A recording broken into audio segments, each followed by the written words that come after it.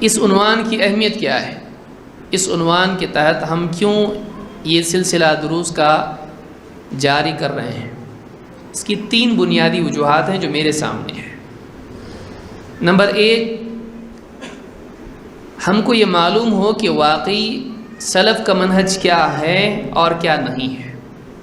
بہت سارے لوگ مختلف مناہج کو چھوڑ کر، گمراہی کے راستوں کو چھوڑ کر اہل حدیث یا سلفی ہوتے ہیں، لیکن ان کو ایک بنیادی چیز معلوم ہوتی ہے، بس قرآن و حدیث کی پیروی کرنا ہے، لیکن اس کے آگے بہت اہم بنیادی اصول جو منہجی اعتبار سے ہیں ان کو معلوم نہیں ہوتے ہیں۔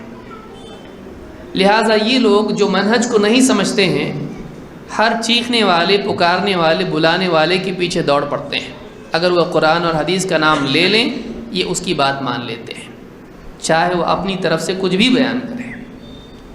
آپ جانتے ہیں قرآن اور حدیث کا صحیح معنی بھی ہے اور غلط معنی بھی بیان کیا جا سکتا ہے۔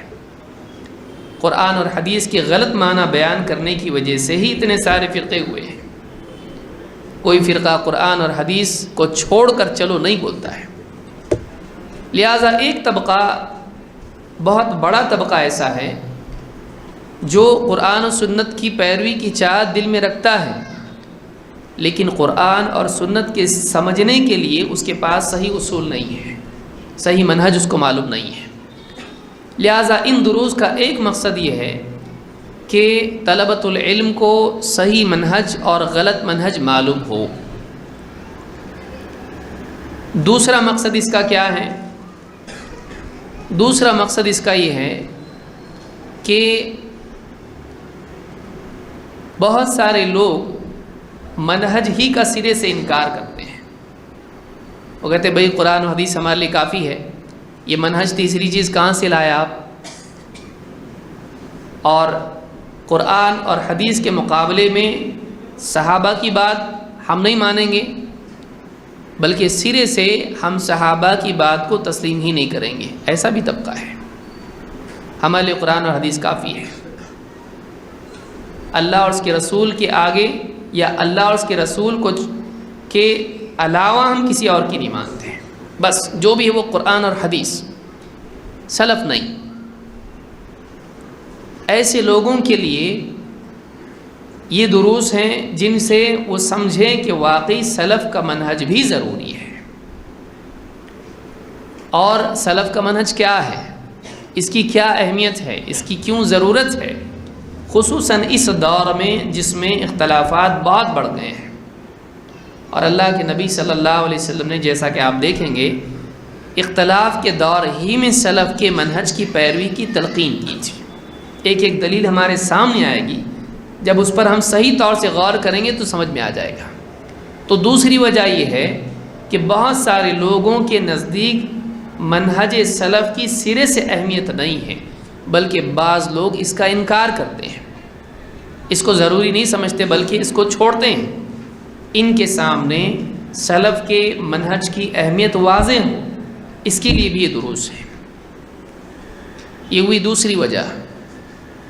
نمبر 3، جو کہ ایک بہت اہم وجہ ہے، اچھا خاصا ایک بڑا طبقہ آج ایسا ہے جس کی دعوت سلفی دعوت نہیں ہے، لیکن نوجوانوں کو اپنی طرف متاثر کرنے، متوجہ کرنے کے لیے وہ کہتا ہے ہم بھی اہل حدیث ہیں، ہم بھی سلفی ہیں، لیکن اس کی دعوت، اس کا منہج کچھ اور ہے۔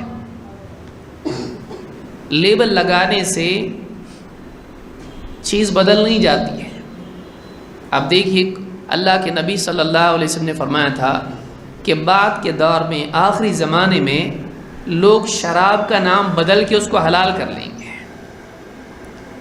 تو شراب کا نام اگر بدل دیا جائے،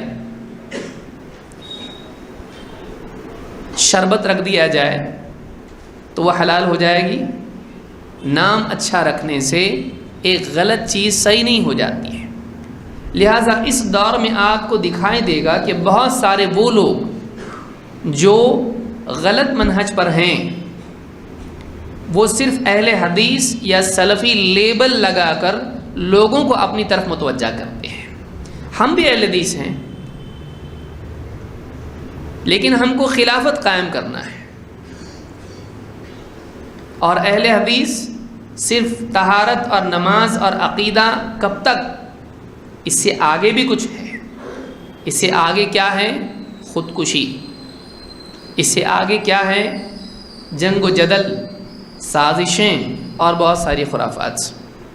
ایک طبقہ وہ بھی ہے جو آج اپنے آپ کو اہل حدیث یا سلفی منہج سے الگ کر کے دعوت نہیں دیتا ہے، کیونکہ اس کو معلوم ہے لوگ نہیں آئیں گے۔ تو وہ کیا کر رہا ہے؟ ہم بھی اہل حدیث ہیں، ہم بھی سلفی ہیں، لیکن ہماری دعوت ہائی لیول کی ہے، ہماری دعوت آگے کی ہے۔ اب یہ بیچارہ بولا بھالا جو ایک ہفتہ ہوا اہل حدیث ہو کے، اب یہ آدمی کیا کرتا ہے؟ بولتا یہ بھی اہل حدیث ہے، یہ بھی قرآن کی بات کر رہا ہے، یہ بھی حدیث کی بات کر رہا ہے، لیکن یہ امت کا درد رکھتا ہے اور امت کے مسائل حل کرنے کی بات کرتا ہے، اور ہمارے مولوی بہت سارے جو ہیں یہ بس پیشاب پاخانے کے، نماز کے اور روزے کے اور حیض اور نفاس کے مسائل میں پھنسے ہوئے ہیں۔ یہ امت کے بڑے مسائل کی بات کر رہا ہے، یہ سیریا کی بات کر رہا ہے، یہ ایران کی بات کر رہا ہے، یہ یمن کی بات کر رہا ہے، یہ عراق کی بات کر رہا ہے، اور یہ سعودی عرب کی بات کر رہا ہے۔ تو یہ تھوڑا اوپر کے لیول کی بات کر رہا ہے، لہٰذا آدمی بعض اوقات دھوکے میں آ جاتا ہے اس کے لیبل کی وجہ سے۔ وہ اپنے آپ کو اہل حدیث کہہ رہا ہے، وہ سلفی کہہ رہا ہے۔ ان دروس کا مقصد یہ ہے کہ ہم کو معلوم ہو کہ یہ منہج سلفی نہیں ہے، تو جو بول رہا ہے وہ سلفی منہج کے خلاف ہے۔ اب معلوم پڑے گا سلفی کون ہے کون نہیں ہے۔ ہاں، ان دروس کا مقصد یہ نہیں ہے کہ آپ اپنے ہاتھ میں ایک ربر سٹیمپ لے لو اور لوگوں کے اوپر آپ ٹھپے لگانا شروع کر دو، یہ سلفی ہے، یہ سلفی نہیں ہے۔ ان کا یہ مقصد نہیں ہے۔ ان دروس کا مقصد اپنی حفاظت ہے۔ ان دروس کا مقصد یہ ہے کہ ہمیں معلوم ہو جائے کہ کیا سلفی منہج ہے اور کیا سلفی منہج نہیں ہے۔ تو یہ تین باتیں میں نے بیان کی، ان کو یاد رکھیں۔ ایک تو یہ کہ خود ہم کو معلوم ہو سلفی منہج کیا ہے۔ صرف قرآن و حدیث کی پیروی کرنا اتنا ہی کافی نہیں، اس کے بعد بھی تو ہے، ورنہ اللہ تعالیٰ صرف اتنا کہتا قرآن حدیث کی پیروی کرو، نہیں، اللہ نے اور بھی کچھ بیان کیا ہے۔ دوسری چیز، ہم کو ان لوگوں کی تردید کرنا آسان ہو جائے جو صرف قرآن و حدیث کی بات کرتے ہیں اور پھر قرآن اور حدیث کو اپنی سوچ، اپنے فہم اور اپنے فلسفے کے مطابق اس کی تشریح کرتے ہیں اور لوگوں کو گمراہ کرتے ہیں۔ تین، بہت سے وہ لوگ جو سلفیت اور اہل حدیثیت کے تحت غلط دعوت چلاتے ہیں، ان کی اس غلط دعوت کو پکڑنا آسان ہو جائے، ان کو نصیحت کرنا آسان ہو جائے، ان کو سمجھانا آسان ہو جائے کہ بھائی تو جو بول رہا ہے یہ سلفی منہج نہیں ہے۔ تو یہ جو چیزیں ہیں انشاءاللہ ایک ایک کر کے اس کو ہم سمجھیں گے۔ جو نوٹس آپ کے سامنے ہیں اس میں صرف نصیحتیں ہیں، ان کی دلیلیں اور تفصیلی باتیں ایک ایک کر کے ایک ایک درس میں آئیں گی۔ میرا ارادہ تو یہ تھا کہ ایک ایک بات پر پورا مستقل ایک درس ہو، لیکن جب میں نے حساب لگایا اس میں تو آپ دیکھیں گے اگر 40 درس اس پہ ہوتے ہیں کم سے کم، اگر ایک درس 2 نہ بنے ہیں تو 40 درس کے لیے تقریباً پونا سال نکل جاتا ہے، بلکہ 1 سال کے قریب ہو جاتا ہے۔ اور قوم کا حال یہ ہے کہ قوم جب پوچھا جائے، بتایا جائے کہ فلاں عنوان پر ایک سلسلہ یا کورس شروع ہونے والا ہے، پہلا سوال قوم کا یہ ہوتا ہے کتنا ڈیوریشن اس کا ہے۔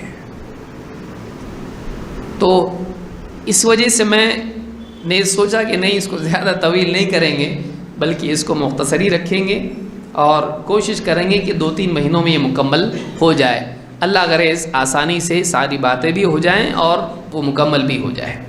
اور اس کے بعد اور بھی انشاءاللہ سلسلہ شروع ہوگا خوارج کے سلسلے میں، یا اسی طرح سے اور بھی عناوین ہیں عقیدے کے، انشاءاللہ ان کو بھی ہم دیکھیں گے۔ تو بہرحال یہ ایک یعنی مقدمہ یا بنیادی بات تھی جس کو میں نے بتانا ضروری سمجھا، اور یہ منہج سلف نہیں، لیس من منہج سلف، اس عنوان کے تحت ہم کچھ برائیاں دیکھیں گے جس سے معلوم ہوتا ہے کہ یہ چیزیں سلف کے منہج میں سے نہیں ہیں۔ کوئی آدمی کہہ سکتا ہے کہ کیا سلف کا منہج ہے وہ بتاؤ نا، یہ کیوں بتا رہے کہ یہ سلف کا منہج نہیں ہے؟ تو اس کا جواب یہ ہے کہ آپ جانتے ہیں کہ کیا صحیح ہے یہ جاننا جہاں ضروری ہے، وہیں یہ جاننا بھی ضروری ہے کہ کیا صحیح نہیں ہے۔ اللہ تعالیٰ نے قرآن کریم میں امت کے بارے میں کیا فرمایا؟ تأمرون بالمعروف وتنہون عن المنکر، تم بھلائی کی تاکید کرتے ہو اور برائی سے روکتے ہو۔ لہٰذا جہاں انسان کو بھلائی بتانا ضروری ہے، اور کئی دروس ہو چکے ہیں اس سلسلے میں، سلفی منہج کیا ہے، وہیں یہ بھی ضروری کہ سلفی منہج کیا نہیں ہے۔ اور آپ جانتے ہیں کہ حذیفہ رضی اللہ تعالیٰ عنہ اللہ کے نبی صلی اللہ علیہ وسلم کے بارے میں کہتے ہیں کہ صحابہ آپ صلی اللہ علیہ وسلم سے، بہت سارے صحابہ خیر کی بات پوچھتے تھے، اور میں آپ سے شر کے بارے میں پوچھتا تھا، اور مقصد میرا تھا کہ شر مجھے معلوم ہو جائے تاکہ میں اس شر میں واقع نہ ہوں۔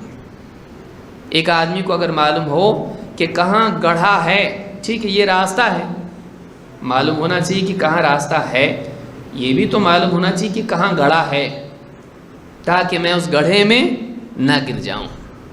تو کیا سلفی منہج ہے؟ جہاں یہ معلوم ہونا ضروری ہے وہیں یہ معلوم بھی ہونا ضروری ہے کہ کیا سلفی منہج نہیں ہے، تاکہ کہیں ایسا نہ ہو کہ ہم دھوکے میں رہیں، ایک چیز کو سلفی منہج ہم سمجھتے رہیں اور وہ معلوم پڑے کہ وہ منہج ہمارا ہے ہی نہیں، ایک چیز کو ہم حق مانتے رہیں اور بعد میں پتہ چلے زندگی ہماری گزر جائے اور اخیر میں جا کے معلوم ہو کہ ہم جس کے اوپر محنت کرتے رہیں وہ صحیح نہیں تھا، وہ غلط منہج تھا۔ پھر واپس آدمی اپنی زندگی میں توبہ تو کر سکتا ہے، لیکن وہ زمانہ اپنا نہیں پا سکتا جو نکل گیا، اس کا تدارک نہیں کر سکتا ہے جو غلطیاں اس نے کی۔ لہٰذا ایک انسان کے لیے جاننا ضروری ہے کہ کیا سلفی منہج نہیں ہے۔ ضمناً ہم اس میں دیکھتے چلے جائیں گے کہ یہ منہج سلفی نہیں ہے اور یہ سلف کا منہج ہے، تاکہ بات اپنی جگہ مکمل ہو جائے۔ ٹھیک ہے،